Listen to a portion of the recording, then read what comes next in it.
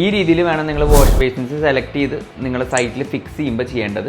100 interior hacks in 100 days, day 48. നമുക്ക് ഇന്ന് wash ബേസിൻസിനെ പറ്റി തന്നെ ഡിസ്കസ് ചെയ്യാം. നമ്മൾ already types of wash basins discuss ചെയ്തിരുന്നു. ഇന്ന് വാഷ് ബേസിൻസ് പ്ലേസ് ചെയ്യുമ്പോൾ അല്ലെങ്കിൽ ഫിക്സ് ചെയ്യുമ്പോൾ നോക്കേണ്ട ബേസിക് ആയിട്ട് കുറച്ച് പോയിന്റ്സ് ഉണ്ട്. Wall mount wash basins fix ചെയ്യുമ്പോൾ ഫ്ലോറിൽ നിന്ന് ഒരു 80 to 90 സെൻറ്റിമീറ്റർ ഹൈറ്റിൽ വേണം ഫിക്സ് ചെയ്യാൻ.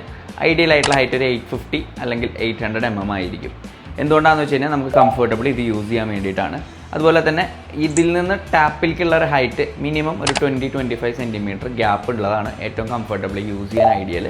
ഇനി വാൾ മൗണ്ട് ടാപ്സ് ആണ് കൊടുക്കുന്നതെന്ന് വെച്ച് കഴിഞ്ഞാൽ ഫ്ലോറിൽ നിന്നൊരു 1100 mm അല്ലെങ്കിൽ 1000 mm ഈ ഒരു കൺസെപ്റ്റിൽ വരുന്ന രീതിയിൽ ഫിറ്റ് ചെയ്യുകയാണെന്നുണ്ടെങ്കിൽ നമുക്ക് കംഫർട്ടബിൾ ഈ ടാപ്പ് ഹൈറ്റ് തന്നെ അച്ചീവ് ചെയ്യാൻ പറ്റും.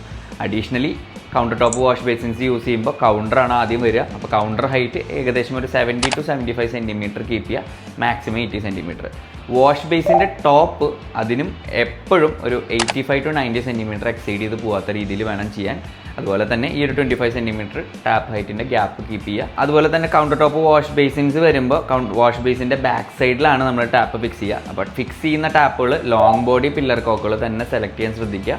അപ്പോഴാണ് നമുക്ക് ഈ ഒരു 25 സെൻറ്റിമീറ്റർ ക്ലിയറൻസും കൈ കഴുകാനൊക്കെ നല്ലൊരു ക്ലിയറൻസ് കിട്ടുന്ന രീതിയിൽ പ്ലേസ് ചെയ്യാൻ പറ്റുക.